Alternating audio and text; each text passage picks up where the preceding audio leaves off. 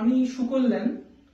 আজ আমরা সকলে মিলে শিল্পী চিত্রনিভা চৌধুরীর জন্মদিন পালন করলাম, তার 110তম জন্মদিন। তার সম্পর্কে দু একটা কথা একটু বলছি।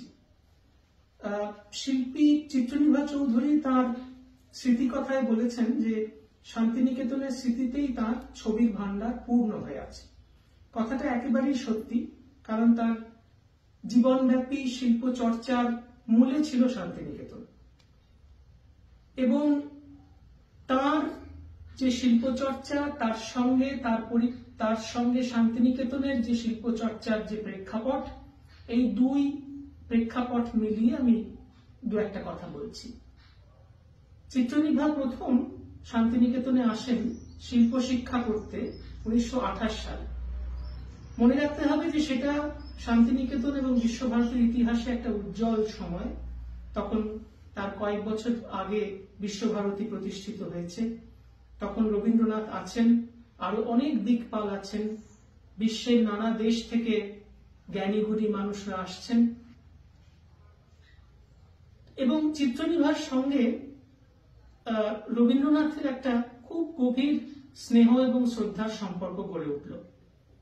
আমরা জানি যে গুণী মানুষকে চিনে তাকে সঠিক পথে পরিচালিত করার একটা গুণ রবীন্দ্রনাথের ছিল। তার ইচ্ছায়, তার উৎসাহে নিভাননী হয়ে উঠলেন চিত্রনিভা। চিত্রনিভার নামটা কিন্তু রবীন্দ্রনাথের দেওয়া। আমরা দেখছি যে দুজনের মধ্যে একটা খুব আদান প্রদানের সম্পর্ক গড়ে উঠছে। তার কথা লিখছেন চিত্রনিভা তার স্মৃতিকথায়। দুজনে আলপনার রং নিয়ে আলোচনা করছেন। চিত্রনিভার আঁকা ডিজাইনের মধ্যে রবীন্দ্রনাথ কবিতা লিখে দিচ্ছেন। চিত্রনিভার আঁকা ছবির উপর তিনি রং বুলিয়ে দিচ্ছেন। সেই সময়টা ছিল এমন একটা সময় যখন কোনো মহিলার পক্ষে শিল্পী হিসেবে নিজেকে সুপ্রতিষ্ঠিত করা সহজ ছিল না একদমই। সেই সময়ে সংসারের যে সংকীর্ণ পারিবারিক যে গণ্ডি, যে পরিসর, তার বাইরে এসে নিজেকে আত্মপ্রকাশের একটা ক্ষেত্র গড়ে দেওয়া, সেটা খুব কঠিন কাজ ছিল। কিন্তু সেই সময় শান্তিনিকেতনে কিন্তু রবীন্দ্রনাথ চেষ্টা করছিলেন একটা স্পেস তৈরি করে দিতে, যেখানে মেয়েরা একদিকে যেমন বৃহত্তর সমাজের সঙ্গে যুক্ত হতে পারবেন নানান সামাজিক কাজের মধ্যে দিয়ে, অন্যদিকে শিল্পের চর্চার মধ্যে দিয়ে, নাচ গান ছবি আঁকা এইসব ক্রিয়েটিভ কাজের চর্চার মধ্যে দিয়ে নিজেদের একটা স্বাধীন আইডেন্টিটি গড়ে তুলতে পারবেন।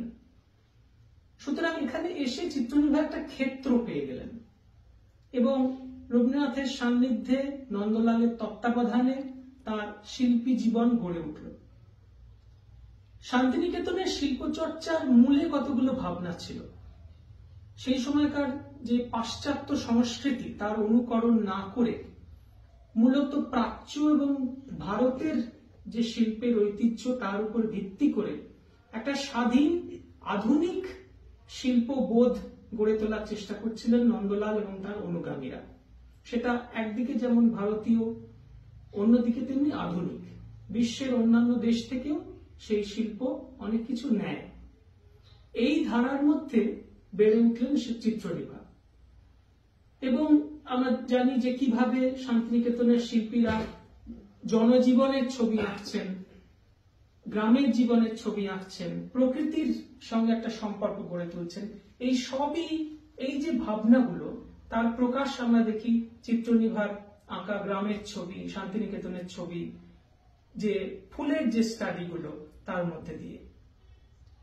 এবং একটা সামগ্রিকভাবে নান্দনিক জীবনযাত্রা গড়ে তোলার চেষ্টা ছিল। রবীন্দ্রনাথ মনে করতেন যে শুধুমাত্র প্রয়োজনের গণ্ডির মধ্যে আবদ্ধ থাকলে মানুষ পূর্ণতা লাভ করে না, তাকে নিজেকে আত্মপ্রকাশ করতে হবে, এবং সেটা শুধু স্টুডিওর কাজের মধ্যে দিয়ে না, দৈনন্দিন জীবনের সমস্ত কাজের শিল্প চেতনার মধ্যে দিয়ে। সেই যে দৈনন্দিনের নান্দনিকতা শান্তিনিকেতনের জীবনে, সেখানেও কিন্তু চিত্রনিভার অবদান ছিল। আমরা জানি তিনি দেয়াল চিত্র এঁকেছেন, তিনি কালো বাড়ির দেয়ালে ভাস্কর্য গড়েছেন, তিনি আলপনা দিয়েছেন উৎসব অনুষ্ঠানে। এইভাবে একটা সামগ্রিকভাবে নান্দনিক জীবন যে শান্তিনিকেতনে সেই সময় ছিল, সেখানে তার একটা গুরুত্বপূর্ণ স্থান ছিল। এবং শান্তিনিকেতনের বাইরেও তিনি সেই শান্তিনিকেতনের শিল্পবোধকে বহন করে নিয়ে গেছেন, সারা জীবন ধরে তার চর্চা করেছেন। আজ তার জন্মদিনে তাকে আন্তরিক শ্রদ্ধা জানাচ্ছি আমরা সবাই।